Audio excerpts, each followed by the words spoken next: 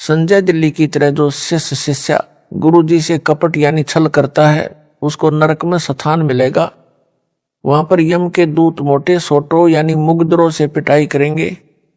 परमेश्वर कबीर जी ने स्पष्ट किया है कि जो जानबूझकर यानी ज्ञान होते हुए भी सत्य को त्याग कर झूठे कपटी व्यक्ति का साथ देते हैं, हे परमेश्वर, ऐसे दुष्ट व्यक्ति का दर्शन स्वप्न में भी ना होने देना वह इतना पापी है। संत गरीबदास जी ने कहा है कि पापी पर भात ना बैठे, मुख देखे पाप लगे जाका। 9-10 मास गर्भ त्रास देई, धिकार जन्म तिसकी माँ का। अर्थात पापी आत्मा का दर्शन सुबह सुबह नहीं होना चाहिए। उसका मुख देखने मात्र से पाप लगता है। उस पापी ने अपनी माता को 9-10 महीने तक उसके गर्भ में रहकर कष्ट दिया। उसकी माता जी का जन्म भी व्यर्थ गया, जिसके गर्भ से उपरोक्त पाप आत्माओं का जन्म हुआ।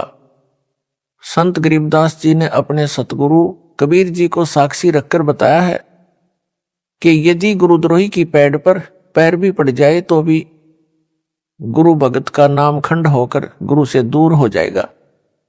पैड पर पैर के चिन्ह जो मिट्टी में बन जाते हैं उन्हें पैड कहते हैं।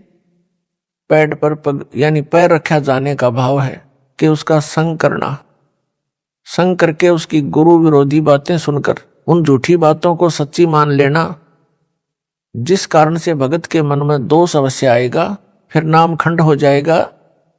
वह भी 84 लाख प्रकार के प्राणियों के जन्म लेकर महाकष्ट उठाएगा। संत गरीबदास जी ने कहा है कि यह सतगुरु परमेश्वर कबीर जी ने कहा है, यह अटल सत्य है। संत गरीबदास जी ने आगे कहा है कि ऐसे अगम अगाध सतगुरु, ऐसे अगम अगाध सदना सेऊ सम्मन तारे, गुरु द्रोही तो चुन चुन मारे, निंदत को नहीं दाद। अर्थात सतगुरु कबीर जी इतनी ऊंची शक्ति है कि उन्होंने सदना जैसे कसाई को भी अक्षमा करके नाम जपाकर पार कर दिया। सम्मन तथा उसके पुत्र महानेक आत्मा थे, उनको भी नाम जपाकर पार कर दिया, परंतु गुरुद्रोहियों के लिए क्षमा का स्थान उनके पास नहीं। गुरुद्रोहियों को चुन चुनकर मारता है तथा निंदत यानी गुरु की निंदा करने वालों को भी कोई राहत नहीं है।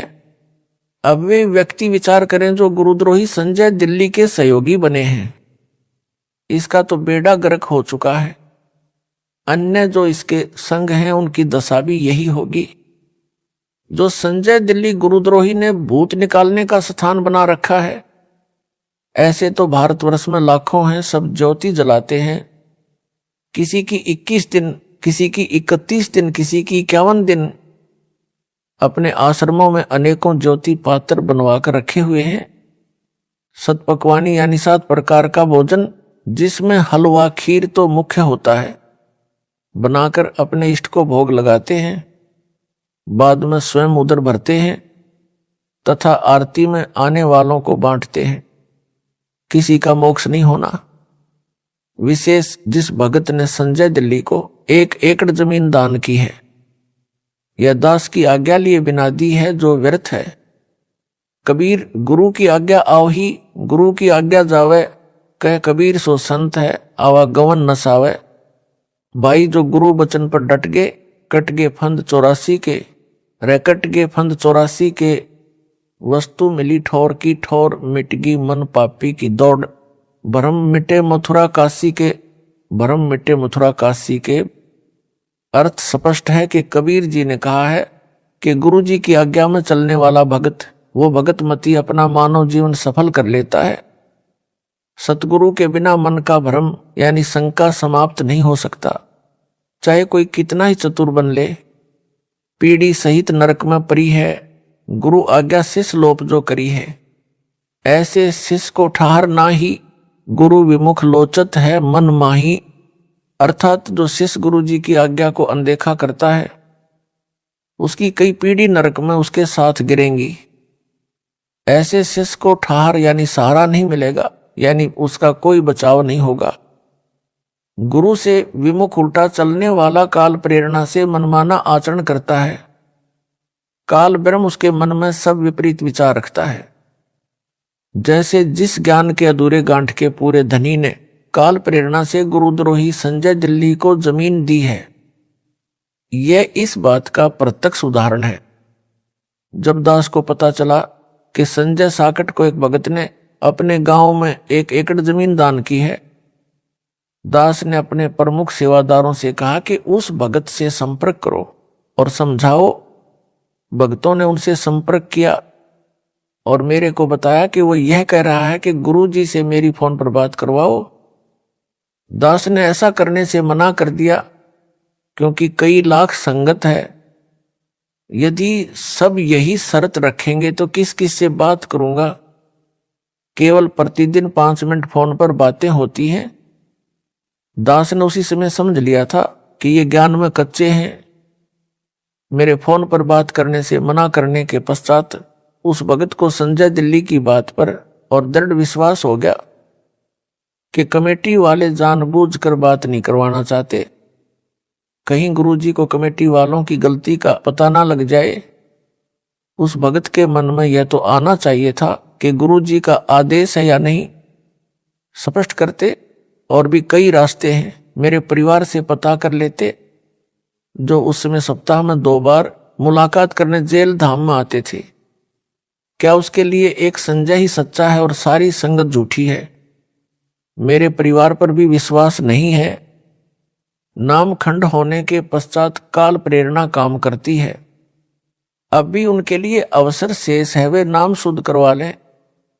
उस स्थान को नामदान केंद्र के लिए ट्रस्ट को दान करें, फिर मेरी आज्ञा से वहां भगत रखे जाएंगे।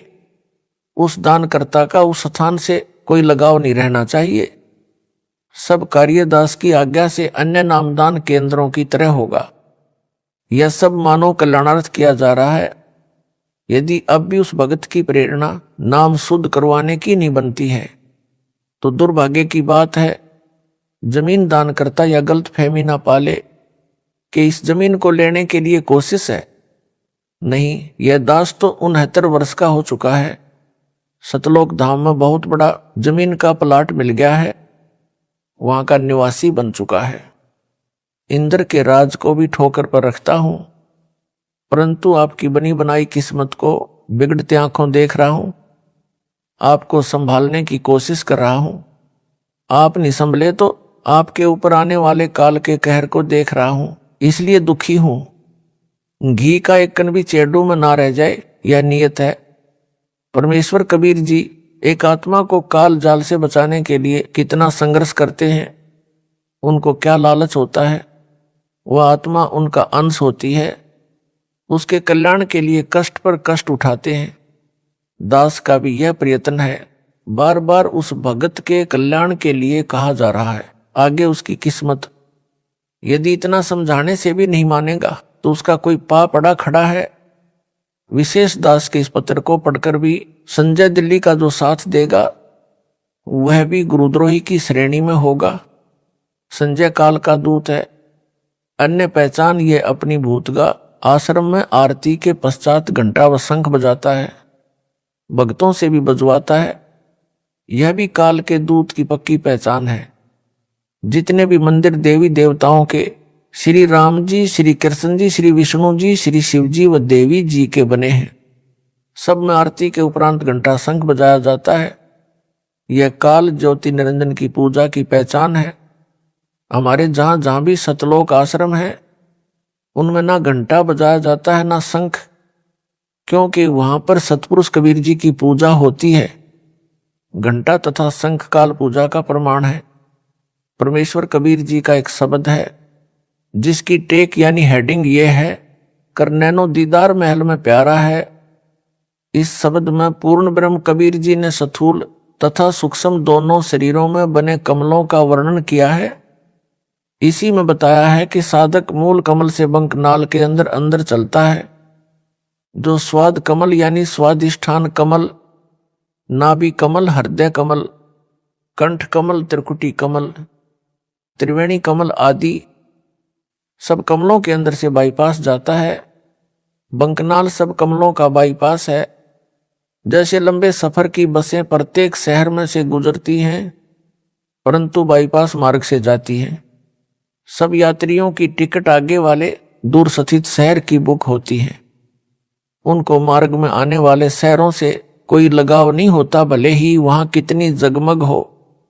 चाहे कहीं सर्कस का खेल चल रहा हो, चाहे कोई मानव मेला लगा हो, उसमें अत्यधिक चमक दमक हो रही हो, चाहे किसी के सिनेमा हॉल में कितनी ही सुपरहिट फिल्म के बोर्ड लगे हों, यदि कोई मूर्ख उस चमक दमक को देखकर बस गाड़ी से उतर गया तो उसको वहीं रहना पड़ेगा, उसकी टिकट व्यर्थ हो जाएगी।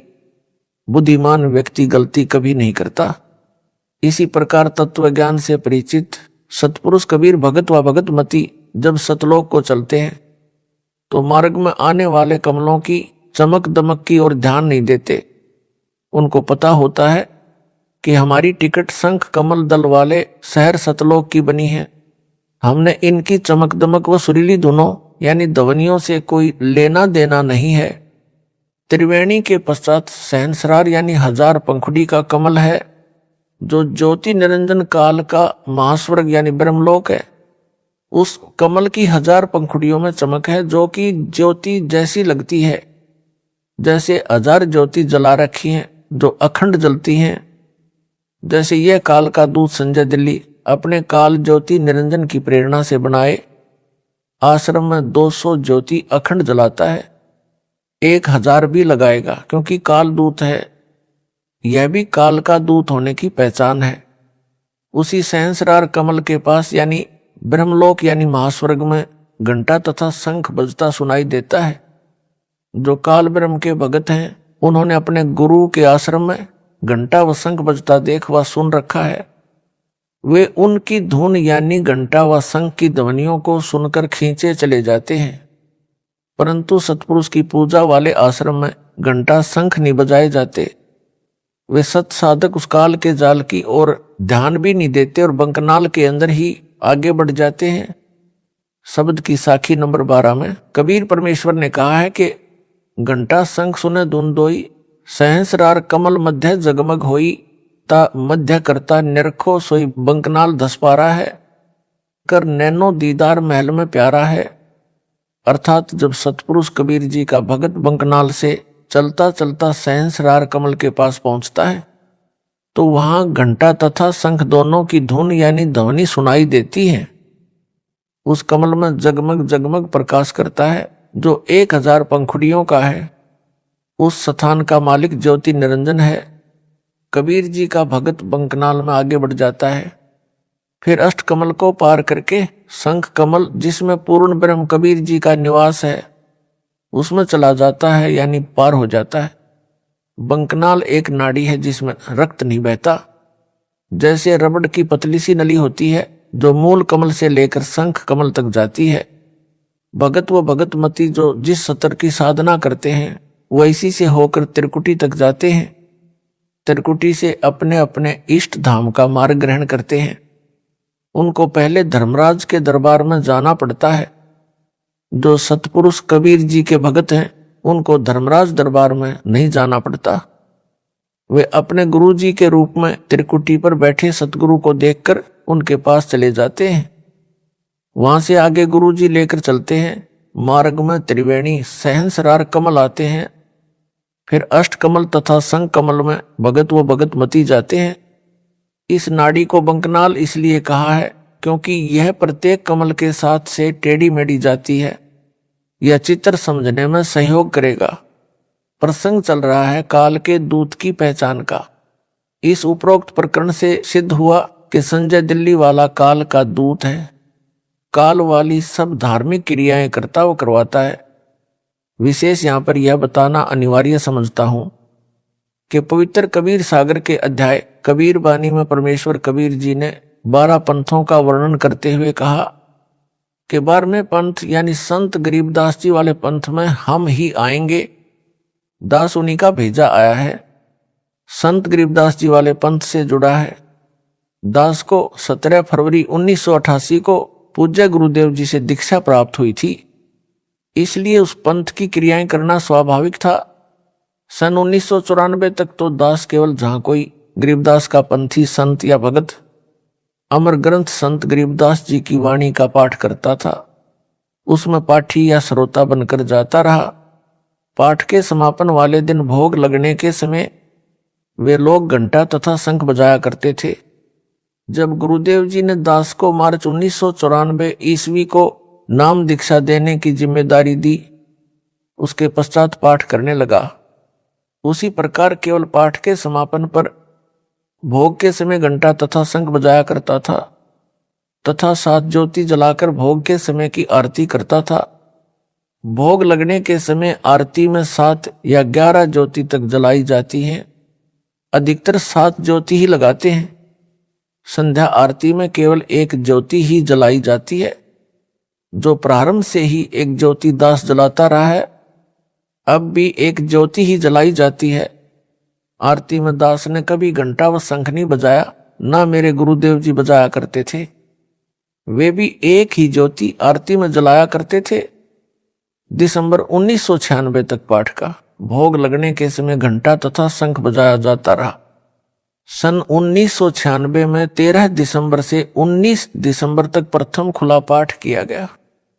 दास ने अमर ग्रंथ की वाणी का सरलार्थ करके समझाया। यह गरीबदास पंथ का पहला अनुष्ठान था। उस समागम में पूज्य गुरुदेव जी अचानक आए थे। जैसा कि पूर्व में बताया है, मेरे गुरुदेव जी की आयु अधिक हो चुकी थी।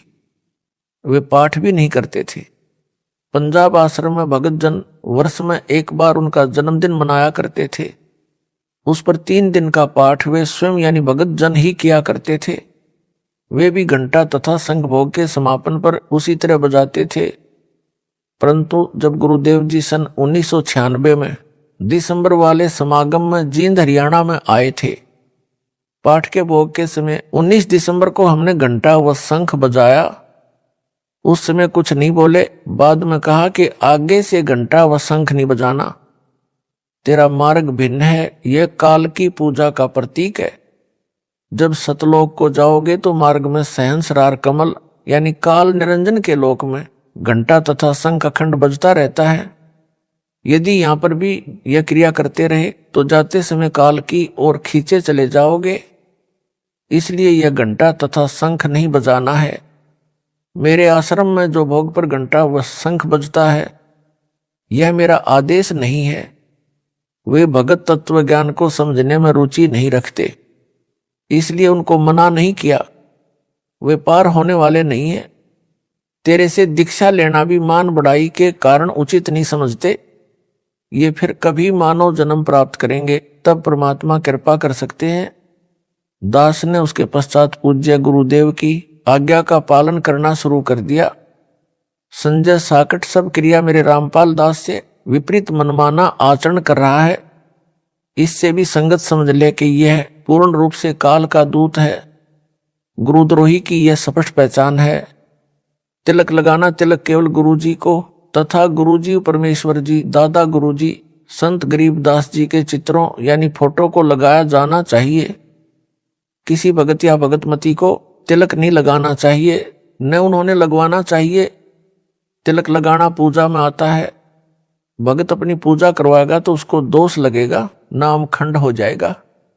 संजय साकट दिल्ली वाला दावा करता है कि मैं जो ज्योति आश्रम में अखंड जलाता हूं, दान लेता हूं, उससे 56 प्रकार का भोग लगाता हूं।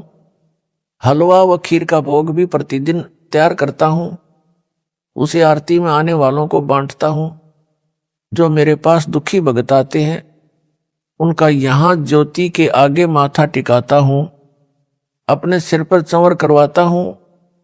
अपने चरणों पर फूल चढ़वाता हूं। आशीर्वाद देता हूं।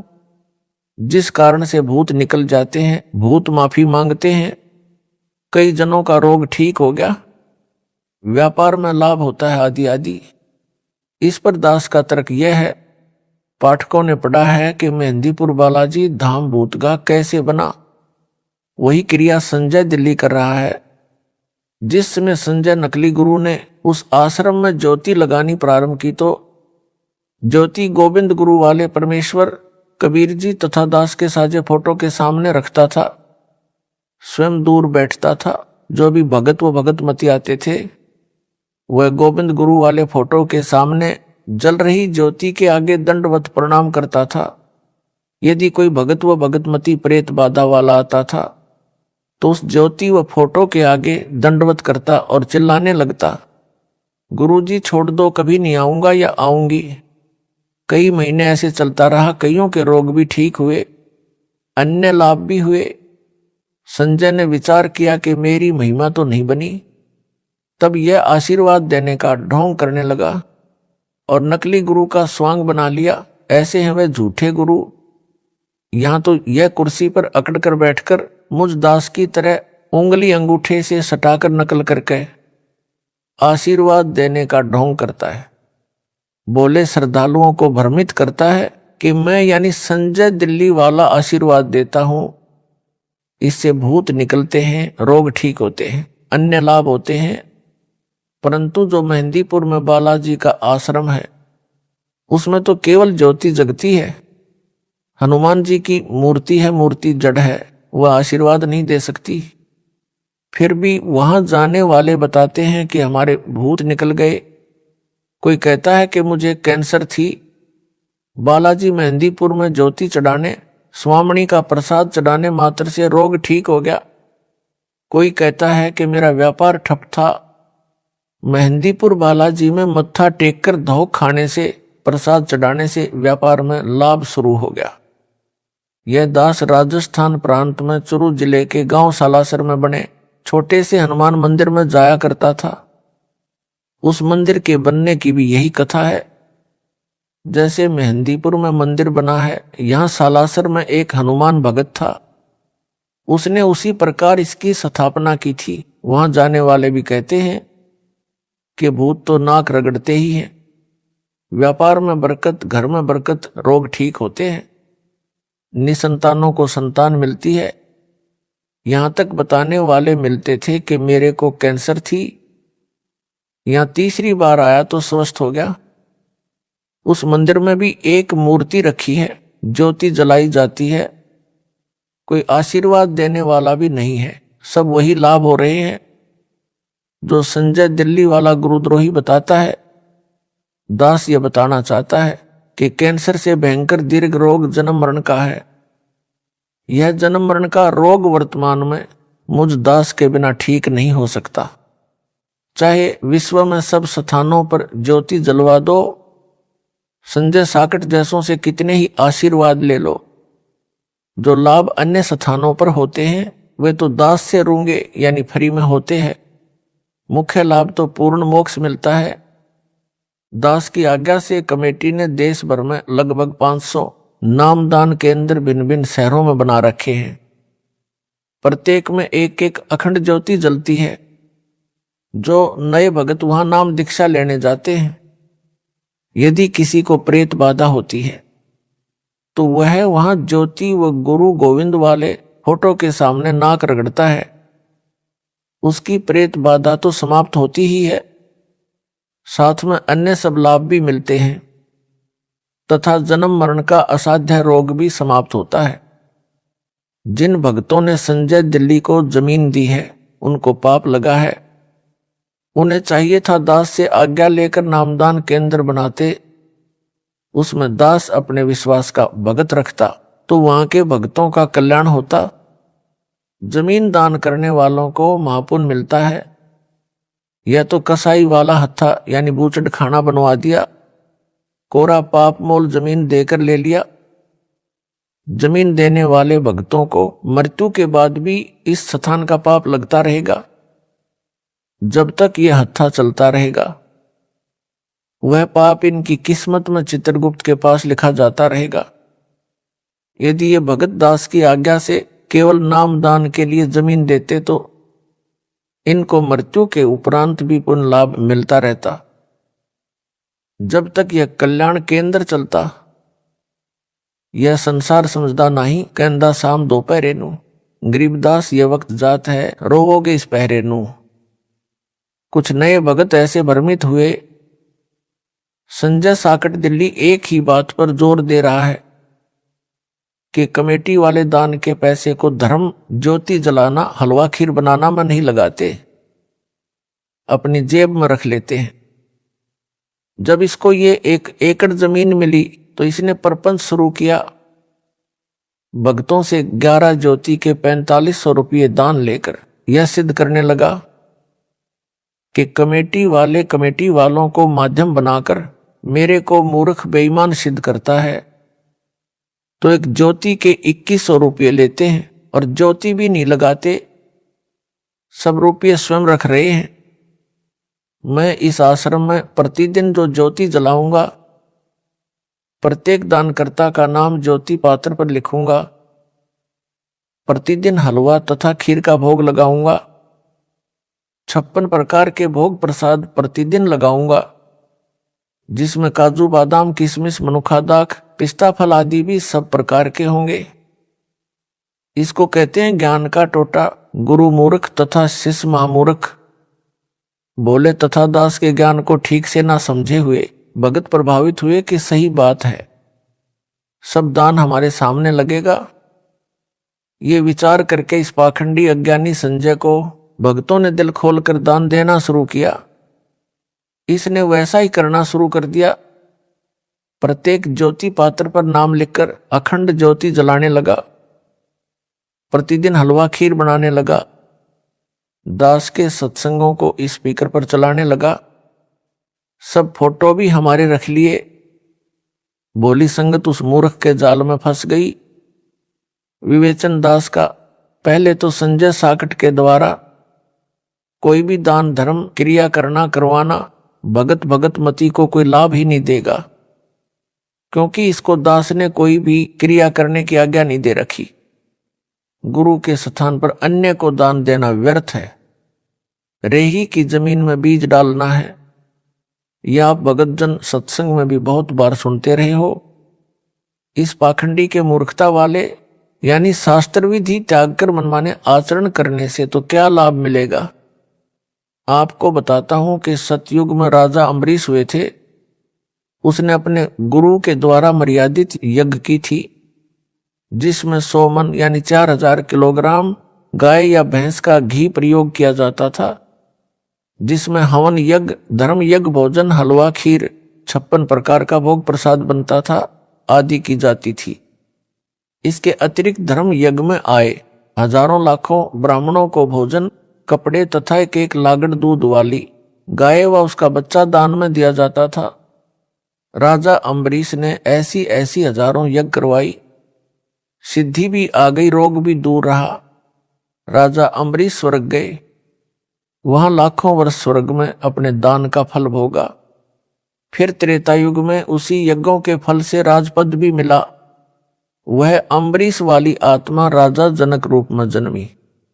राजा जनक वाले जीवन काल में भी अनेकों महायज्ञ अपने गुरु की देखरेख में की।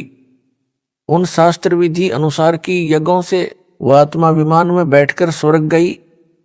मार्ग में एक नरक से 12 करोड़ जीवों को भी आधे धर्म कर्मों यानी पुण्यों का संकल्प करके निकलवा कर स्वर्ग ले गए।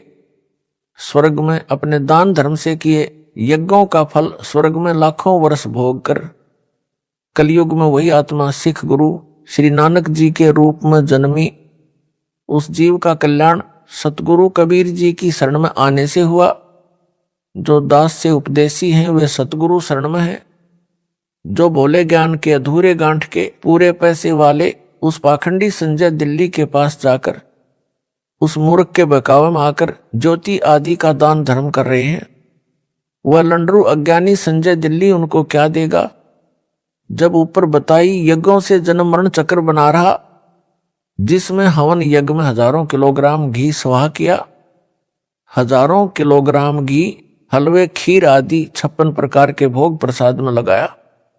पुराणों में लिखा है कि राजा जनक ने 1000 यज्ञ 100 मन घी धर्म में लगाकर की थी, फिर भी जन्म मरण समाप्त नहीं हुआ। संजय दिल्ली के माध्यम से भ्रमित भगत सारी आयु में भी ज्योति अखंड जलवाएं तो भी 10 क्विंटल घी प्रयोग नहीं हो सकता, और जितना पैसा घी तथा अन्य 56 भोग में लगेगा वह व्यर्थ है, क्योंकि गुरु बिन दान व्यर्थ है। उनको तथा उस नकली धोखेबाज को पशु योनि मिलेगी। आप तो सतगुरु शरण में आकर नरक वाले मार्ग पर जा रहे हो, मोक्ष में खो रहे हो। आप जी को महापुरुषों की वाणी से, सतगुरु कबीर जी की वाणी से संत गरीबदास जी की वाणी से कितनी बार समझाया है कि मन तू चल रे सुख के सागर, जहां शब्द सिंधु रत्नागर, कोटि जन्म तो है भरमत हो गए, कुछ ना हाथ लगा रे, कुकर सूकर खर भया बोरे, कौवा हंस बुगारे, कोटि जन्म तू राजा की नहा, मिट्टी न मन की आशा, भिक्षुक होकर दर दर हांड्या, मिला न निर्गुण रासा। यानी गुप्त भेद गुप्त ज्ञान नहीं मिला। इंद्र कुबेर ईश की पदवी, ब्रह्मा वरुण धर्मराया, विष्णु नाथ के पुरखों जाकर फिर भी उल्टा आया। यह शब्द आपको मेरे सत्संगों में पूरा सुनने को मिलेगा। यूट्यूब पर दास का नाम बोलने से सब सत्संग आपको सुनने को मिलेगा। फिर शब्द के अंत में लिखा है कि सतगुरु मिले तो इच्छा मेटे, पद मिल पदे समाना, चल हंसा उस लोक पठाऊं, जहां आदि अमर अस्थाना, चार मुक्ति जहां चंपी करही, माया हो रही दासी, दास गरीब अभय पद पर से, मिले राम अविनाशी। अर्थात राजा अम्बरीश वाली आत्मा ने तो मर्यादा में रहकर गुरु द्वारा धर्म कर्म करवाए थे। स्वर्ग तो चली गई, आप तो पाखंडी के फंसे हो, कुछ भी हाथ नहीं लगेगा। अभी अवसर है, अपना नाम शुद्ध करवाकर जन्म सफल करो। आप तो राजा अम्बरीश की तरह चक्कर काट कर मोक्ष समय में पहुंचे हो, अब गलती ना करो।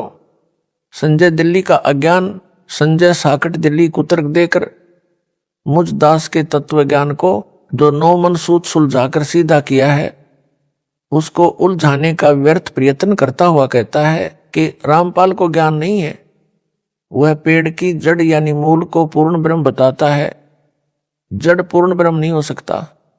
जड़ को पोषक तत्व मिट्टी से मिलता है, जड़ को मिट्टी का सहारा लेना पड़ता है। पूर्ण ब्रह्म को किसी के सहारे की आवश्यकता नहीं होती। उत्तर रामपाल दास का इसका उत्तर यह है कि ना तो पेड़ पूर्ण ब्रह्म है, ना उसकी जड़, ना मिट्टी पूर्ण ब्रह्म है।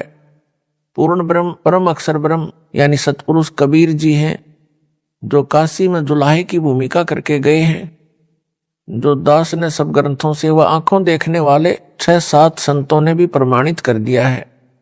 वह बताया है पूर्ण ब्रह्म।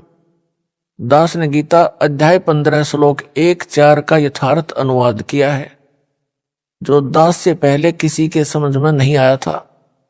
गीता अध्याय 15 श्लोक 1 में पीपल के वृक्ष का उदाहरण देकर मूल पाठ में लिखा है कि ऊपर को मूल यानी जड़ वाला, नीचे को शाखा वाला संसार रूप पीपल के वृक्ष को अविनाशी कहा है।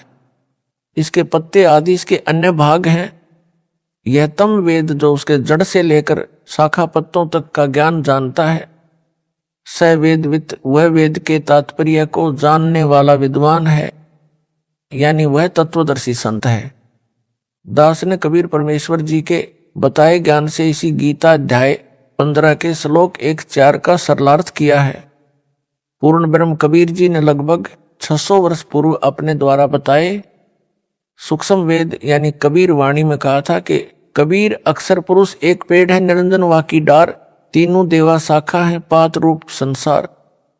अर्थात कबीर जी ने बताया है कि अक्षर पुरुष एक पेड़ जानो, उसकी मोटी डार को ज्योति निरंजन यानी काल ब्रह्म जानो।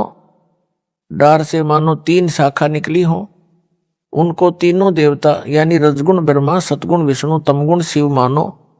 उन शाखाओं से लगे पत्तों को संसार मानो। परंतु परमेश्वर ने मूल ज्ञान यानी तत्व ज्ञान छुपा कर रखा था। यह नहीं बताया था कि उस वृक्ष की मूल यानी रूट में कबीर पूर्ण ब्रह्म हूं, जो इस दास को कबीर परमेश्वर जी ने मूल ज्ञान बताया। दास ने इसे सबके रूबरू किया है। दास उस अज्ञानी आत्मा संजय दिल्ली वाले से पूछना चाहता हूं कि क्या कबीर जी को भी ज्ञान नहीं था, जिन्होंने पेड़ को अक्षर पुरुष बताया है, मोटी डार को ज्योति निरंजन तथा शाखाओं को ब्रह्मा विष्णु तथा शिव कहा है, पत्तों को संसार बताया है। दास ने गुप्त ज्ञान बताया है जो संजय गुरुद्रोही की अकल में अब तक नहीं आया है, जो इस प्रकार है। ऊपर को जड़ वाले इस संसार रूपी पीपल के वृक्ष की जड़ यानी रूट को पूर्ण ब्रह्म मानो। अक्षर पुरुष को तना, डार काल निरंजन यानी सर पुरुष जानो। तीनों देवताओं यानी रजगुण ब्रह्मा, सतगुण विष्णु तथा तमगुण शिव को शाखा मानो। शाखाओं पर लगे पत्तों को संसार जानो।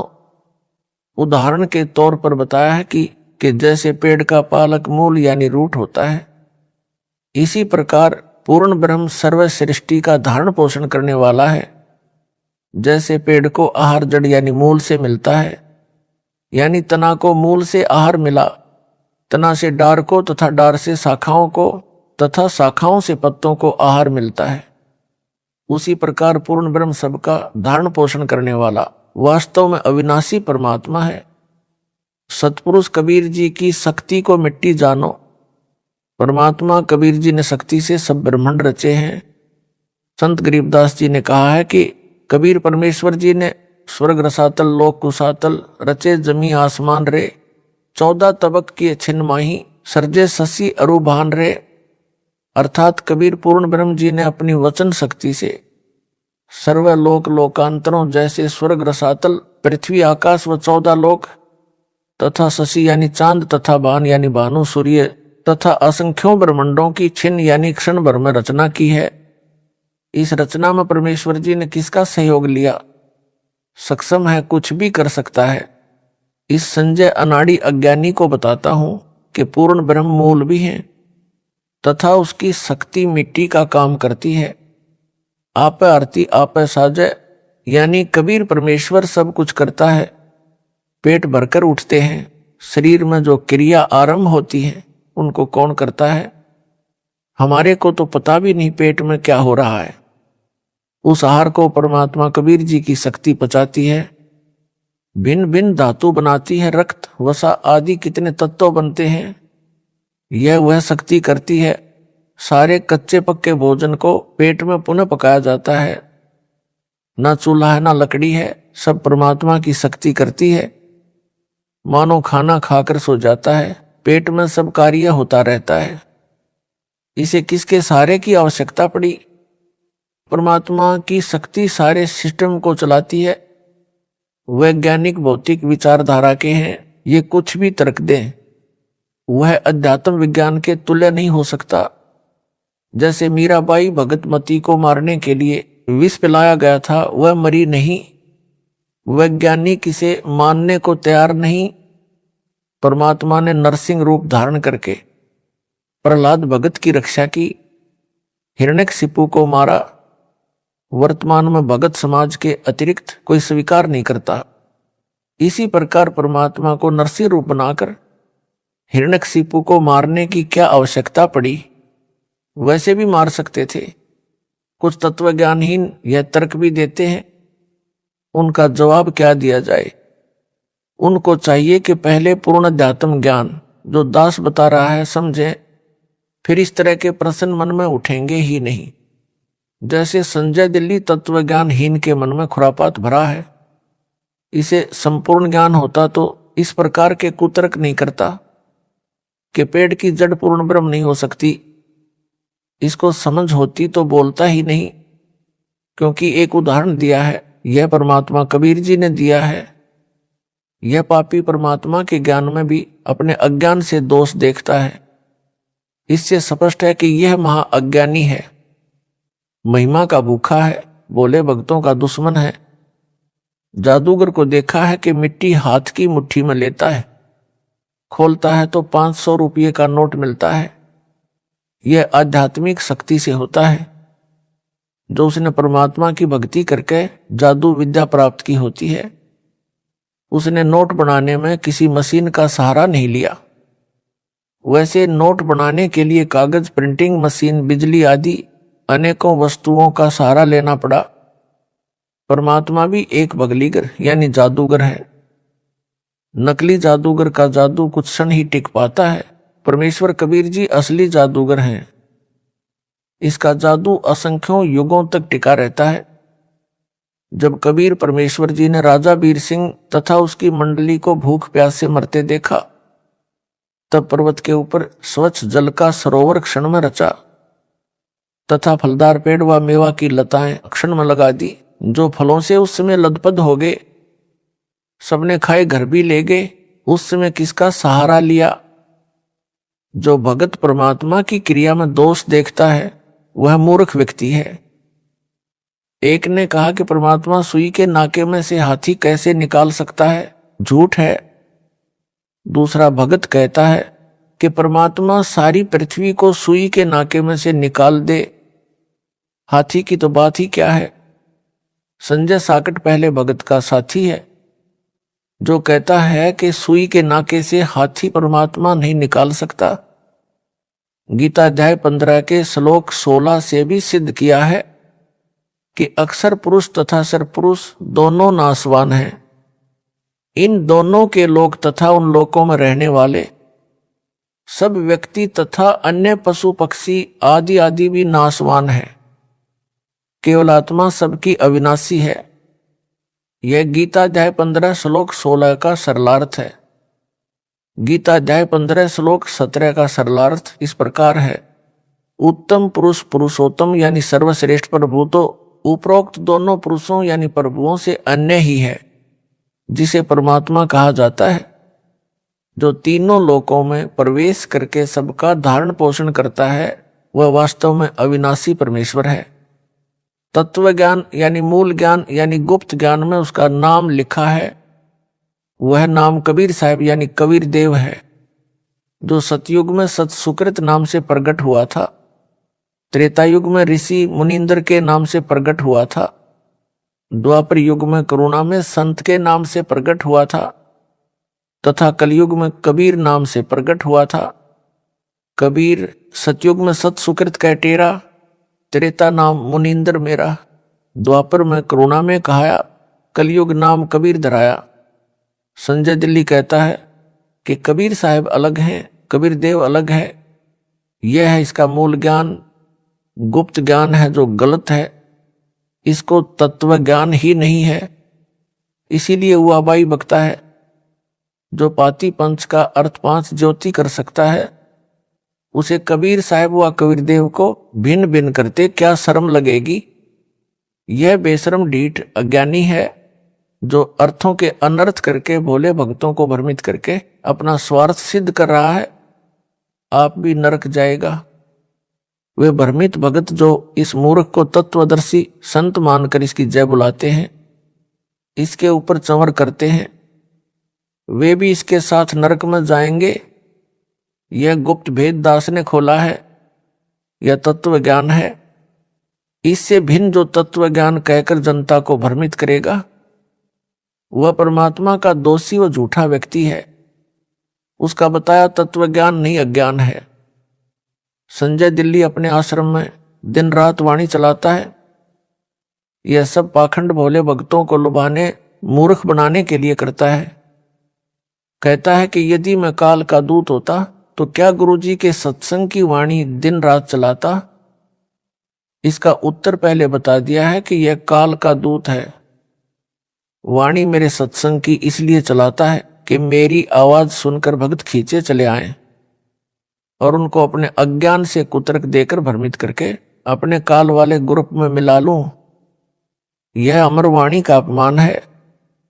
यदि कोई मोबाइल में आरती या अन्य प्रतिदिन सुबह दोपहर करने वाले पाठ को चलाकर स्वयं अन्य कार्य करे, मोबाइल चल रहे स्थान से बाहर भीतर आता जाता रहे और वाणी पर ध्यान नहीं रखे और कहे कि आरती कर ली तो व्यर्थ है, वाणी बोली जा रही है उस पर ध्यान रखने से लाभ होता है। जैसे दास के आदेश से भारतवर्ष में लगभग 500 नाम दान केंद्र खोल रखे हैं, सब में एक एक अखंड ज्योति जलती रहती है। सब में भगत सुबह दोपहर तथा शाम को स्पीकर या मोबाइल में या मौखिक तीनों समय के पाठ करते हैं। कुछ समय सत्संग भी चलाते हैं। साधना चैनल पर जो शाम को 7:30 से 8:30 बजे तक सत्संग चलता है उसे सुनते हैं। यह वाणी का लाभ उन्हें मिलता है। प्रत्येक अनुयायी अपने अपने घरों में पूजा स्थल पर सुबह शाम ज्योति जलाता है, जो घंटों जलती है। तीनों समय के पाठ करते हैं। समय मिलता है तो मोबाइल में सत्संग चलाकर ध्यान से सुनते हैं। यह वाणी सुनने का लाभ भी उनको मिलता है। वाणी का लाभ पशु पक्षियों कीट कीड़ों मकोड़ों को भी मिलता है, चाहे वे समझ भी नहीं सकते। परंतु दिन रात चलाने से लाभ के स्थान पर हानि होती है। जैसे छोटे बच्चे को माता पिता दूध पिलाते हैं जिससे बच्चे के शरीर का विकास होता है, यदि उसको बार बार जबरदस्ती दूध पिलाएंगे तो वह रोगी हो जाएगा। इसलिए समय समय पर दूध पिलाना लाभदायक होता है। जैसे रोगी को डॉक्टर दवाई खाने को देता है, उनको खाने का समय भी बताता है, सुबह शाम आदि। यदि रोगी को मिनट मिनट में दवाई खिलाई व पिलाई जाए तो उसकी मृत्यु हो जाएगी। इसी प्रकार वाणी को समय पर चलाए सुने तो ही अच्छा है, लगातार चलाना ढोंग व व्यर्थ है। मेरे भक्तों के घरों, दुकानों व यात्रा के समय, गाड़ियों में हल जोतने वालों तथा ट्रैक्टर से जमीन संवारने वालों की जेबों में मोबाइल में वाणी चलती है। वे ध्यान से सुनते भी हैं और कार्य भी करते हैं, परंतु लगातार नहीं। कुछ समय सुनकर मोबाइल को बंद कर देते हैं। कोई भी कथा या बातें हैं, वे कुछ समय सुने तो उसका असर ठीक होता है। या डोंगी कहे कि हम वाणी सुनते भी हैं, कार्य भी करते रहते हैं। दास यह कहेगा कि आप रात्रि में सो जाते हो, तब कैसे सुनते हो, हठयोग करता है। इस डोंगी ने आश्रम में एक अलग कक्ष बना रखा है।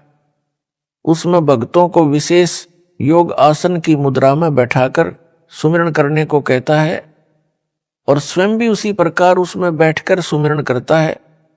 वाणी फिर भी चलती रहती है। सुमिरन खाक करता करवाता है। न सुमिरन का लाभ, क्योंकि इसका नाम खंड है। जिनको यह मूर्ख बनाकर अपने जाल में फंसाए हुए है, उन भक्तों को भी सुमिरन का कोई लाभ नहीं मिलेगा, क्योंकि उन्होंने गुरु तज कर आन को यानी अन्य को भजा है। यानी गुरु जी के बताए सहज सुमिरन को छोड़कर हठयोग को अपनाया है तथा ज्योति के लिए रुपये दिए हैं या वैसे दान में रुपये दिए हैं, वह भी संजय दिल्ली के आदेश से। इस कारण उनका नाम खंड है। अब सुमिरन करके दान देकर भी जीवन नष्ट होगा, क्योंकि भक्ति मार्ग में बहुत सावधानी रखनी पड़ती है ताकि नाम खंड ना हो जाए। काल ज्योति निरंजन का पहला काम है हमारे अनुयायी का नाम खंड करवाना, फिर वह काल का हो जाता है। परमेश्वर से कोई लाभ उसे नहीं मिलता। परमेश्वर कबीर जी ने गरीबदास जी महाराज जी को बताया है कि अनंत कोटि बाजी जहां रचे सकल ब्रह्मांड, गरीबदास मैं क्या करूं काल करे जीव खंड। अर्थात हे गरीबदास मैं इतना सक्षम हूं कि मैंने अनंत करोड़ रचना की है तथा सब ब्रह्मांडों को मैंने रचा है, परंतु काल जीव का नाम खंड करवाकर मेरे से दूर कर देता है, जिस कारण से मैं उस आत्मा का कल्याण नहीं कर सकता। उनको चाहिए कि अपनी गलती की क्षमा याचना करें तथा दास की आज्ञा लेकर किसी निकट के नामदान केंद्र पर जाकर पुण्य उपदेश लेकर नाम शुद्ध करवाएं, अपना जीवन धन्य बनाएं और फिर इस पाखंडी के पास भूलकर भी ना जाएं। यह काल का पक्का दूत है। जो सुमिरन करने की विधि दास ने बताई है उसी प्रकार सुमिरन करें, जो भक्ति का विधान है। सब ग्रंथों व संतों की वाणी में प्रमाण है। गीता अध्याय 8 श्लोक 7 में कहा है कि हे अर्जुन, तू युद्ध भी कर और सुमरण भी कर, यानी काम भी कर सुमरण भी कर। यजुर्वेद अध्याय 40 मंत्र 15 में कहा है कि ओम नाम का सुमरण कार्य करते करते सुमरण कर, विशेष कसक यानी तड़फ के साथ सुमरण कर, मानव जन्म का मूल कर्तव्य जानकर सुमरण कर। कबीर परमेश्वर कपड़ा भी बुनते थे तथा सुमरण करने का अभिनय भी करते थे। वे बताना चाहते थे कि भगत को काम करते करते भी सुमरण करना चाहिए। जो कार्यालयों में काम करते हैं तथा जो विद्यार्थी हैं वे जब भी समय मिले सुमरण करें। संत गरीबदास जी ने कहा है कि नाम उठत नाम बैठत नाम सोवत जागरे, नाम खाते नाम पीते नाम सेती लागरे। अर्थात नाम का जाप कार्य करते करते भी करते रहो और समय मिले तो बैठकर भी सुमरण करो। सोने के लिए लेटो तो सुमरण करो, जब तक नींद ना आए सुमरण करो। जागो तो भी कुछ श्वास सुमरण में अवश्य लगाओ। परंतु एक स्थान पर विशेष योग आसन लगाकर सुमरण ना करो, वह हठ योग है। परमेश्वर कबीर जी ने स्वामी रामानंद जी को समझाया, जो योग आसन की मुद्रा में बैठकर हठ योग से ध्यान लगाता था तथा नाम सुमरण किया करता था, उसको कबीर जी ने समझाया कि ज्यों के त्यों ही बैठे रहो, तज आसन सब योग, अर्थात विशेष योग आसन की बजाय जैसे सामान्य तरीके से बैठते हैं वैसे बैठकर सुमिरन करो। यह विधि सब ग्रंथों व संतों की वाणी के अनुसार श्रेष्ठ है। सब योग आसन को तजो यानी त्यागो।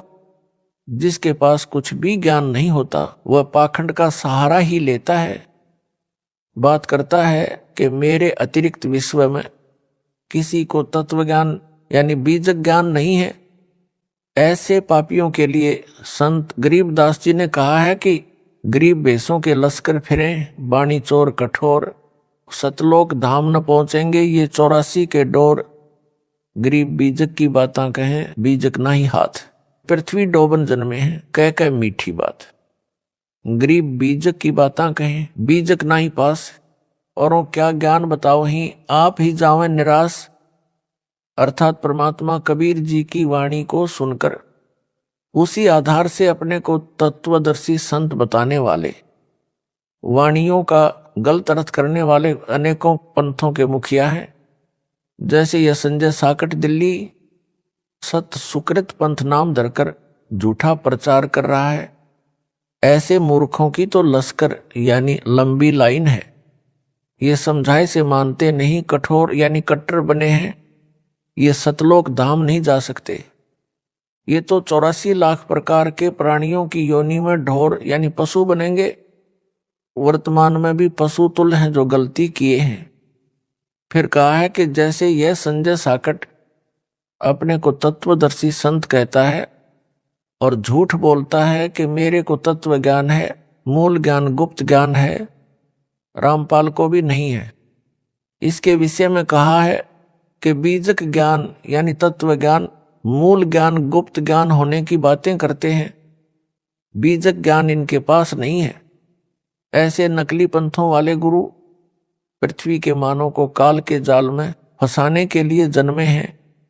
ये मीठी मीठी बातें बनाकर बोले भक्तों को अपने जाल में फंसा लेते हैं, स्वयं भी नरक में गिरते हैं तथा अनुयायियों को नरक ले जाते हैं। इस प्रकार पृथ्वी डुबो रहे हैं, नाश करने के लिए जन्मे हैं। इनके पास तत्व ज्ञान है ही नहीं, तो औरों को ज्ञान क्या बता रहे हैं। ये स्वयं ही निराश जाएंगे, मानव जन्म अपना भी नष्ट करके नरक में जाएंगे। संजय दिल्ली कहता है कि न तो महेंद्र दास का भाई भजन स्मरण करता है, न कमेटी के सदस्य, न रामपाल की संगत का कोई भगत और भगतमती स्मरण करती है। सब निंदा लड़ाई झगड़ा करते रहते हैं। यह अपने उस ढोंग को मजबूत करने के लिए ऐसी बकवाद करता है जो यह एक कमरे में एक विशेष योगासन पर बैठकर मूर्ख बनाता है और अपने पीछे लगाए रखना चाहता है। यह तर्क देता है कि सुमरण तो ऐसे होता है जैसे मैं यानी संजय करता हूं, ऐसा रामपाल की सारी संगत करती नहीं, इसलिए वे सुमरण तो करते नहीं और काम करते हैं। दास इसीलिए तो इसको अज्ञानी व काल का दूत कहता है कि यह मेरी बताई सुमरण विधि में वो अन्य क्रियाओं में दोष निकालता है। जो सारी संगत मुझ दास रामपाल दास की बताई शास्त्र प्रमाणित विधि से सुमरण व अन्य क्रियाएं कर रही है। इसका उत्तर यदि यह साकट संजय दास भी अन्य संगत की तरह भजन स्मरण कर लेता तो इसके मन में यह दोष उत्पन्न ही नहीं होता और यह गुरुद्रोही की पदवी प्राप्त नहीं करता। अपना कल्याण करवाना ही उद्देश्य रखता, गुरु मर्यादा में चलता जन्म सफल कर लेता। संजय साकट दिल्ली अपने गुरु दास की क्रियाओं में दोष निकालता है। कहता है कि कमेटी वाले जो दास रामपाल के विश्वास पात्र हैं, उनके विषय में कहता है कि जो कमेटी वाले हैं वे 2100 रुपये एक ज्योति के लेते हैं। 1 किलोग्राम देसी घी जो 600 रुपये का आता है, शेष कमेटी वाले अपनी जेब में रख लेते हैं। भगत व भगतमती जो दान करते हैं दास की आज्ञा से करते हैं। ये देखना मेरा काम है कि वह दान में आया पैसा कहाँ जा रहा है। आपने मेरे को दान किया है, यदि वह गलत प्रयोग होगा तो पाप मुझे लगेगा, आपको इसका पूरा लाभ मिलेगा। यह साकट संजय कौन होता है? मेरे अनुयायियों के किए दान की देखरेख करने वाला। उसने आज तक 2 रुपये दान नहीं किए हैं। मैं यानी संजय 4500 रुपये में 11 ज्योति जलाता हूं। इसका उत्तर यह है, इसके द्वारा जलाई ज्योति व लगाए भोग से कोई लाभ दानकर्ता को नहीं होना। बाढ़ में धन जलाने वाली बात है। एक ज्योति में दास 1.25 किलोग्राम देसी घी का हवन करवाता है। यदि घी 600 रुपये प्रति किलोग्राम माने तो भी 1.25 किलोग्राम घी की कीमत 750 रुपये हुई। यह 11 ज्योति 4500 रुपये में लगाता है तो निर्धारित घी की मात्रा 1.25 किलोग्राम प्रति ज्योति के हिसाब से पूरी नहीं होती। 1.25 किलोग्राम घी के हिसाब से 11 ज्योतियों की कीमत 8250 रुपये बनती है। यह जो लेता वह इससे लगभग आधी है। अधूरा यानी ओछा व्यक्ति अधूरे काम ही करता है। जैसे 1 एकड़ जमीन में 40 किलोग्राम गेहूं का बीज बोना निर्धारित मात्रा है जो पूरा लाभ देता है। यदि कोई 1 एकड़ जमीन में 20 किलोग्राम गेहूं का बीज डालने की राय किसान को देता है तथा तर्क देता है कि रामपाल तो 40 किलो गेहूं डालने को कहता है, वह आधे गेहूं अपने घर ले जाता है। मैं यानी संजय 20 किलो ही डलवाता हूं। देखो पूरा लाभ थोड़े से बीज से दिला देता हूं। यह तर्क कितना गलत है, भगत जन स्वयं विचार करें। यह अधिकारी भी नहीं है, जिस कारण से उसके द्वारा करवाए गए अनुष्ठान का कोई लाभ नहीं मिलना। बिना अधिकारी से करवाया गया धार्मिक अनुष्ठान व्यर्थ बताया है। कबीर गुरु बिन माला फेरते, गुरु बिन देते दान। गुरु बिन दोनों निष्फल हैं, देखो वेद पुराण। कबीर गुरु की आज्ञा आवही, गुरु की आज्ञा जाए। कहें कबीर सो संत हैं, आवा गवन नसाए। गुरु बिन दान पुण्य जो करही, मिथ्या होए कब हो नहीं फल ही। गुरु बिन होम यज्ञ नहीं कीजे, गुरु की आज्ञा माही रहीजे। गुरु से ही सदा हित जानो, क्यों भूले तुम चतुर स्यानो। अर्थात अपने गुरु के अतिरिक्त किसी को दान नहीं देना चाहिए, वह दान फल नहीं देता। गुरु के अतिरिक्त अन्य किसी को दान नहीं देना चाहिए, ना ही कोई पुण्य कर्म धार्मिक कर्म करवाना चाहिए। गुरु का आज्ञाकारी भगत सफल होता है, वह सही भगत है। उसका आवागमन यानी जन्म मरण का चक्र समाप्त हो जाएगा। गुरु जी की आज्ञा से सर्वधर्म कर्म करो। दास की आज्ञा से ज्योति व पाठ के रूप ये मेरे द्वारा नियुक्त विश्वास पात्र भगत लेते हैं, लिखते हैं, दास को बताते हैं, आशीर्वाद लेते हैं, तब उस धर्म कर्म को करते हैं जो सबको यथार्थ लाभ देता है। हे चातुर व्यक्तियों, क्यों स्याने बनकर यथार्थ भक्ति मार्ग को भूले हो। गुरु से ही सदा अपना हित मानो, यानी गुरु जी से ही धर्म कर्म करवाना ही हितकर यानी लाभदायक है। इसी में अपना हित यानी भला जानो। दास 69 वर्ष का हो चुका है। सतलोक जाने से पहले जो क्रियाएं संगत ने करनी है उनका अभ्यास करवा रहा हूं। इसी बात का डर था कि इस संजय जैसे जालिम संगत को पथ भ्रष्ट न कर दें। इसकी तरह नकली गुरु बनकर संगत को काल जाल में न डालें। जो यह मेरे सामने ही बकवाद कर रहा है, गुरु बनकर आशीर्वाद देने लगा है, यह काल प्रेरित है, काल का दूत है, इससे बचो। जो भगत व भगतमती इतना सतर्क करने के पश्चात भी इसके पीछे लगे हैं, उनको कैसे बचाया जाए और कौन सा ज्ञान समझाया जाए। उनको तो यह संदेश है जो संत गरीबदास जी ने कहा है कि चेतावनी में तो कसर नहीं छोड़ी और क्या देऊं गारी। भोली आत्माओं को काल के दूतों से बचाने के लिए संत गरीबदास जी ने ढेर सारी वाणी अमृत ज्ञान बोला, फिर भी काल के दूतों से चिपके हैं। उनसे दुखी होकर कहा है कि तुम ज्ञान से नहीं मानते, तो क्या तुम्हें गाली दूं यानी नरक जाने से बचो? अज्ञानियों को छोड़कर पूर्ण संत से दीक्षा लो। गरीब चातुर प्राणी चोर हैं, मूड मुगध हैं ठोठ, संतों के नहीं काम के, इनको दो गल जोट। संजय दिल्ली चातुर प्राणी है, यह मेरे ज्ञान को चुराकर कपट युक्त तर्क देकर चतुरता दिखाता है, सत्य को छुपाता है। इसलिए संत गरीबदास जी ने ऐसे व्यक्ति को चातुर व चोर कहा है। तथा जो मेरे भगत व भगतमती इसके जाल में फंसे हैं, वे मूढ़ यानी मूर्ख, मुगध ठोठ यानी पत्थर हैं।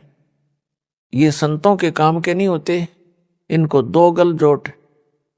इन दोनों को संजय व उसके साथ लगे मेरे भक्तों को एक ही रस्से से गले बांध दो, अर्थात ये दोनों नरक में जाने योग्य हैं।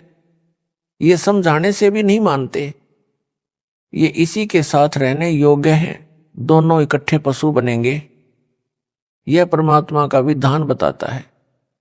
जो गुरु मर्यादा तोड़कर भक्ति तथा धार्मिक क्रियाएं करते करवाते हैं, उनको आध्यात्मिक लाभ नहीं मिलता, जिस कारण से ये सब के सब पशु योनियों में जाते हैं। संजय दिल्ली का उद्देश्य है कि मेरे भोले भक्तों को मेरे द्वारा लिखी पुस्तकों को कमेटी वालों द्वारा लिखी बताकर मेरे ज्ञान में दोष निकालना और अपने संपर्क में आए मेरे भक्तों को भ्रमित करके अपने को विद्वान सिद्ध करना है। यह चतुरता करता है। मेरा नाम नहीं लेता कि उनकी लिखी पुस्तक में यह त्रुटि है, कमेटी वालों का नाम लेता है। इसको पता है कि यदि रामपाल का नाम लिया तो तेरी एक बात नहीं सुनेंगे। यह साकट एक पुस्तक तो लिखे, पता चले कि इसका तत्व ज्ञान मेरे से भिन्न कौन सा है। दास ने अनेकों पुस्तकें लिखी हैं, छपाई कमेटी वालों ने है, जिनको मैंने आज्ञा दे रखी है। उनमें से एक जीने की राह पुस्तक भी है, उसमें एक वाणी लिखनी रह गई, उसका अनुवाद लिख दिया। इस संजय साकट ने त्रुटि निकाली कि देखो कमेटी वालों ने यह पुस्तक लिखी है, इसमें वाणी का अर्थ गलत किया है। उन भ्रमित भक्तों ने मेरी बेटी के पास फोन किया। उसने अपनी बेटी को फोन दिया और कहा कि यह भगत भाई कोई गलती बताता, इसको समझा। मैंने जेल से प्रतिदिन की तरह फोन किया तो बेटी बहुत दुखी थी। कहा कि एक भगत भाई का फोन आया, वह बहुत गुस्से में था। मैंने पूछा किस बात पर।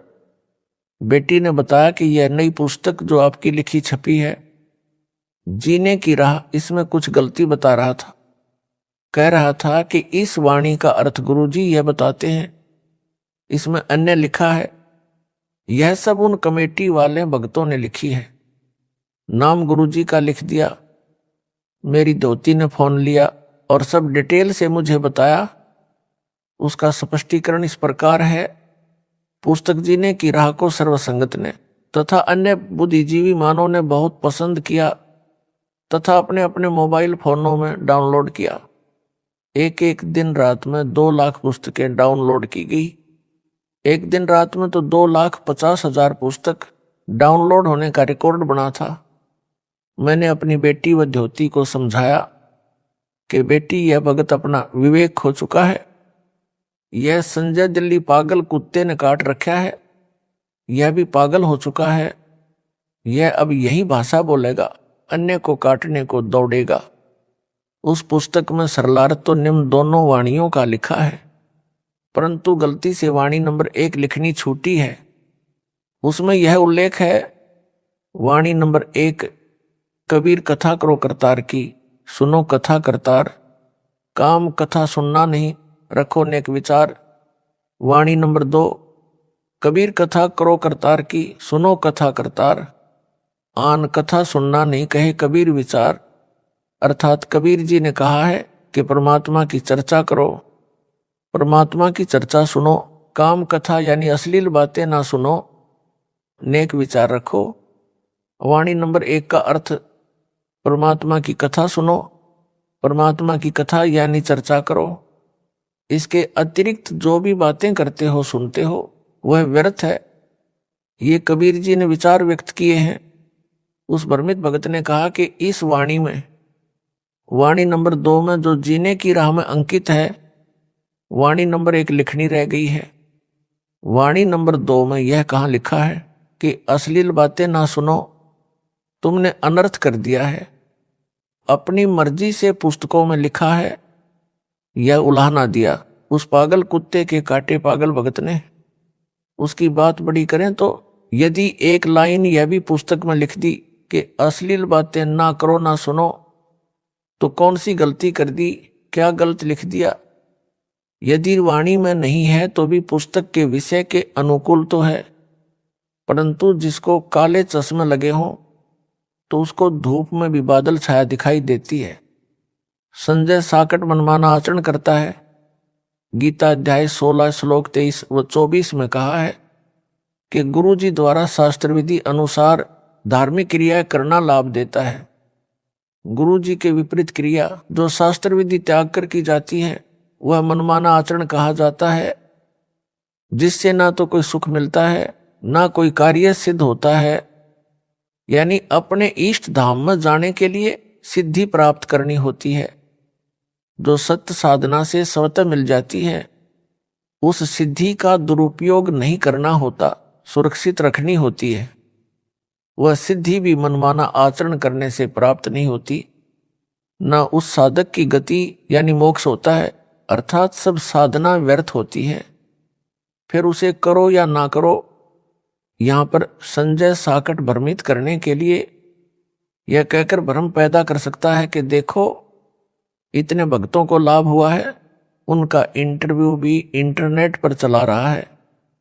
उसका खंडन यह है कि मेहंदीपुर बालाजी धाम व सालासर धाम जाने वाले भी ये सब लाभ बताते हैं, परंतु उनको कभी भी महाकष्ट हो सकता है तथा उनका मोक्ष नहीं हो सकता। मुख्य उद्देश्य मानव जीवन में भक्ति का यही है कि जन्म मरण के चक्कर से मुक्ति मिले। इसलिए शास्त्रों में वर्णित विधि अनुसार साधना कर। संजय के मनमाने आचरण की जानकारी दास संध्या आरती करते समय केवल एक ज्योति जलाता है, संजय साकट 5 ज्योति जलाता है। दास केवल पाठ के समय 3 दिन हलवा प्रसाद का भोग बनवाता है। पाठ संपूर्ण होने वाले दिन संगत के लिए भोजन प्रसाद के लिए खीर का प्रसाद बनवाता है, जो विधि विधान है। संजय साकट प्रतिदिन हलवा, खीर, 56 प्रकार का मेवा आदि का प्रसाद बनाता है, जो बकवास है। विशेष संत गरीबदास जी को परमेश्वर कबीर जी मिले थे, उनके द्वारा बताई आध्यात्मिक क्रिया संत गरीबदास जी ने बताई तथा स्वयं उनका पालन किया। दास ने अपने गुरु जी को देखा है कि संत गरीबदास जी ने जो बताया वही क्रिया मेरे गुरुदेव किया करते थे। यह दास उसी शास्त्र विधि अनुसार आचरण का निर्वाह 25 वर्ष से कर तथा करवा रहा है। यदि प्रतिदिन हलवा, खीर व 56 प्रकार के प्रसाद से परमात्मा प्रसन्न होते तो संत गरीबदास जी भी यही करते। संत गरीबदास जी के पास 2500 बीघा यानी लगभग 1475 एकड़ जमीन थी। वे तो सदा ही हलवा, खीर आदि 56 प्रकार के भोग आसानी से लगा सकते थे, परंतु शास्त्र विधि में ऐसा करना नहीं कहा है। संत गरीबदास जी अपने जीवन काल में वर्ष में केवल एक दिन अपना बोध दिवस मनाते थे, जिस दिन उनको परमेश्वर कबीर जी गांव छुड़ानी के जंगल में बाबा जिंदा के रूप में फाल्गुन महीने की चांदनी दवास को मिले थे। फाल्गुन महीने की शुक्ल पक्ष द्वादशी को मनाते थे। जो ग्रंथ संत गरीबदास जी ने लिखवाया था, उस हाथ से लिखे ग्रंथ का पाठ भी उन्होंने अपने सामने प्रारंभ करवाया था। 3 दिन पाठ चलता था, जो वर्तमान तक परंपरा चली आ रही है। तीनों दिन हलवा प्रसाद बनाया जाता था। सतपुरुष व सतगुरु के लिए 2 कटोरियों में भोग निकालकर भोग अलग रखा जाता था। उनके सतगुरु व सतपुरुष कबीर जी थे। हलवे का प्रसाद केवल हाथों में दिया जाता था। प्रसाद रूप में खाने के लिए खीर का प्रसाद संगत के लिए भोजन में परोसा जाता था। अन्य दिनों में प्रतिदिन जैसा भोजन घर पर बनता है, उसी का ही भोग लगाया जाता था। उसी शास्त्र विधि अनुसार अपने पूर्वज संतों व पूज्य गुरुदेव के अनुसार दास सब धार्मिक क्रियाएं करवा रहा है। परमेश्वर कबीर जी तो सक्षम है, वे भी प्रतिदिन 56 प्रकार का हलवा खीर आदि स्वयं भी बनाकर खा सकते थे, या परंपरा डालने के लिए भी सत्पुरुष अपने को सब भोग लगा सकते थे, लेकिन ऐसा नहीं किया गया। जब उनके साथ शरारत की थी, झूठे पत्र डालकर निमंत्रण दिया गया था, उसमें 18 लाख साधु संत और उनके चेले भंडारा खाने आ गए। उस समय 3 दिन का भोजन भंडारा करके अपनी समर्थता का परिचय भी दे दिया कि मैं ऐसा भी कर सकता हूं। परंतु प्रतिदिन जो संजय दिल्ली बकवास कर रहा है, यह शास्त्र विधि त्याग कर मनमाना आचरण है, जो बोले भक्तों को रिझाने के लिए, अपने जाल में फंसाने के लिए ड्रामा कर रहा है। जो ज्ञान के अधूरे गांठ के पूरे हैं, वे इसके जाल में फंसे हैं। संत गरीबदास जी ने ऐसे पाखंडियों के लिए कहा है कि ज्ञानी पुरुष तो इनके निकट न जावें, मूर्खों को रीझ रिझावे हैं। अर्थात जिन भक्तों को मर्यादा का ज्ञान है और गुरु जी द्वारा बताई शास्त्र अनुकूल क्रियाओं का ज्ञान है, वे तो ऐसे पाखंडी के निकट भी नहीं जाते जिनको ज्ञान नहीं है। उन भोले भक्तों को प्रसन्न करके अपने को तत्वदर्शी सबसे अलग ज्ञान वाला सिद्ध करता है। ऐसा व्यक्ति काल का पक्का दूत होता है। वह संजय साकट दिल्ली है, इससे बचो। अन्य मनमाना आचरण संजय साकट ने प्रथम मंत्र के कारण में अक्षरों में फेर बदल करके उनकी वास्तविकता का नाश कर दिया। उस प्रकार उच्चारण करने से, परमात्मा की मर्यादा भंग होने से इन मंत्रों की शक्ति समाप्त हो गई है। परमात्मा कबीर जी ने, जो संत गरीबदास जी के सतगुरु हैं, अपने शिष्य गरीबदास जी को प्रथम मंत्र का जैसे उच्चारण करके सुनाया, उसी तरह गरीबदास जी ने उनका जाप किया और लाभ प्राप्त किया। उसी तरह अपनी अमृतवाणी में लिखवा दिया, जो अमर ग्रंथ में अंकित है। यह संजय काल प्रेरणा से सब गलती कर रहा है, क्योंकि काल ब्रह्म इसका साथ दे रहा है। कबीर जी के दुश्मन का रोल संजय कर रहा है। रामपाल दास यानी पत्र लेखक संध्या आरती में कोई घंटा शंख आदि नहीं बजवाता, जो सतपुरुष की पूजा है। संजय साकट घंटा तथा शंख बजवाता है, यानी सब धार्मिक क्रियाएं मेरे से विपरीत करके अपने को तत्वदर्शी सिद्ध कर रहा है, जो केवल दिखावा है तथा काल ज्योति निरंजन की पूजा है।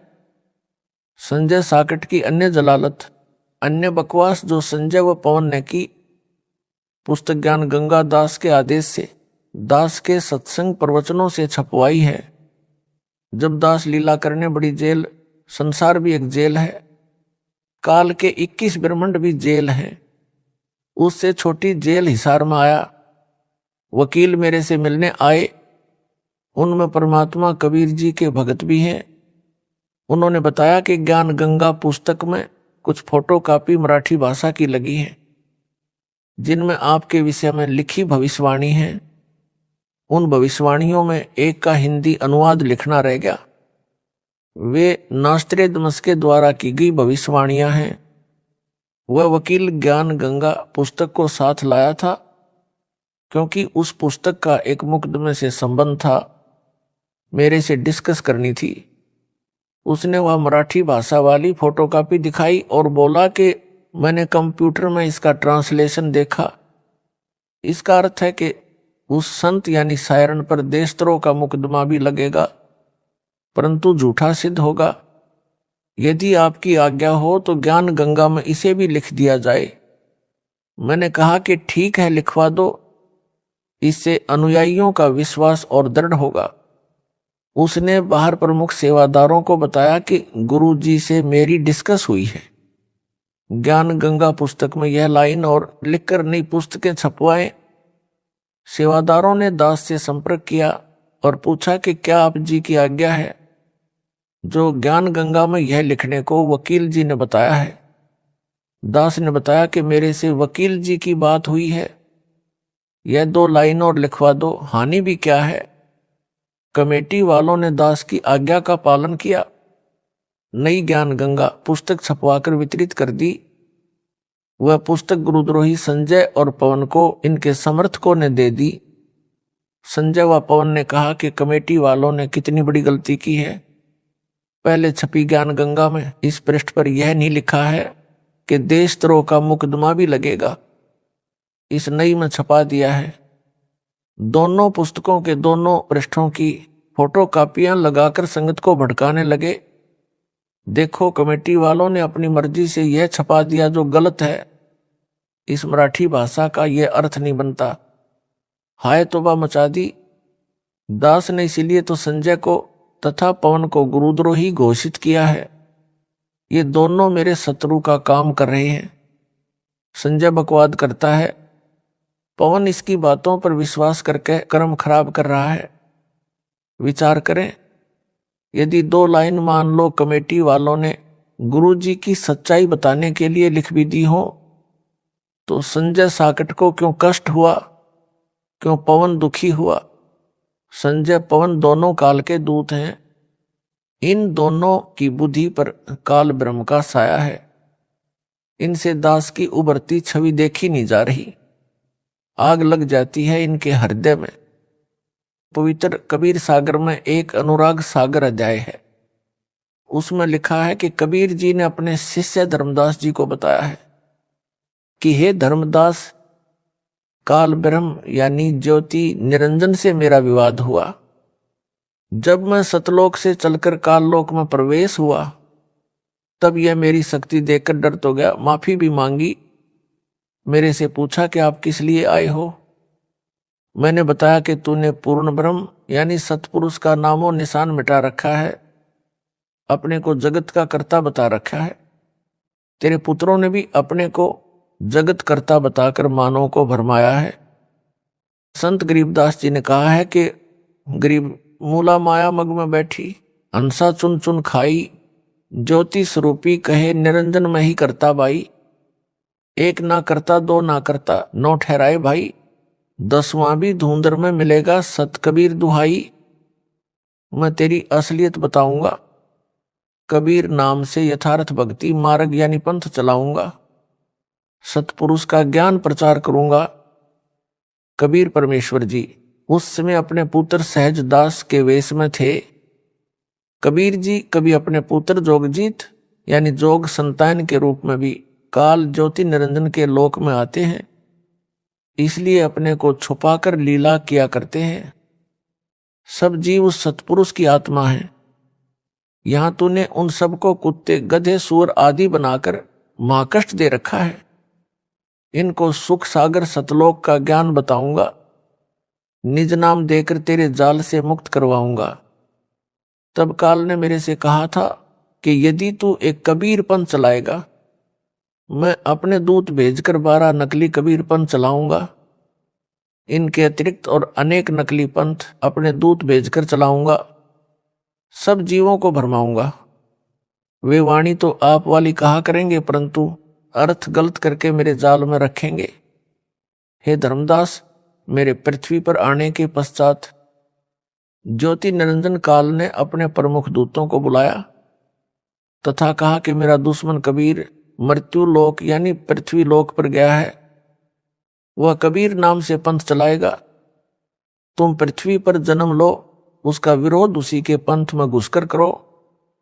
हे परमेश्वर कबीर जी के बच्चों यानी भगत तथा भगतमती, वर्तमान में काल का भेजा प्रमुख दूत संजय दिल्ली है, इसका सहयोगी पवन जयपुर है तथा मेरी संगत के वे भगत व भगतमती भी काल प्रेरित हैं, जो इस झूठे कपटी तत्व ज्ञानहीन प्राणी कालदूत संजय के साथ लगे हैं, जो इतना समझाने के पश्चात भी नाम शुद्ध नहीं करवाएंगे, माफी नहीं मांगेंगे। वे भी काल के दूत ही हैं, जो वापस आकर माफी मांगकर नाम शुद्ध करवा लेंगे। वे परमेश्वर कबीर जी के हंस व हंसनी हैं यानी भक्तात्माएं हैं। यदि उन भक्तों व भगतमतियों को काल के दूत वाली झूठी बातों पर विश्वास है कि दान का पैसा सही उपयोग नहीं हो रहा है, तो वे नाम शुद्ध करवाकर भक्ति करें, दान ना करें। जो भी दान करना है उस पैसे को अलग रखते रहो। ज्योति स्वयं जलाओ चाहे अखंड जलाओ। जब दास बड़ी जेल में आए तब सारा पैसा दान कर देना, परंतु कुपात्र को दान देकर तो कुछ लाभ नहीं मिलना। इस पत्र में भी यही समझाया है। उनको विचार करना चाहिए कि उनके लाखों भाई बहन कमेटी वाले सेवादारों को वो नामदान केंद्रों पर मेरे आदेश से दान दे रहे हैं, मेरे परिवार वाले भी वहीं पर दान दे रहे हैं। क्या उन्होंने सब जांच पड़ताल नहीं की होगी कि दान का पैसा ठीक खर्च हो रहा है या गलत? उनको विश्वास है कि पैसा सही प्रयोग हो रहा है। आपको भी विश्वास करना चाहिए। सत साहिब।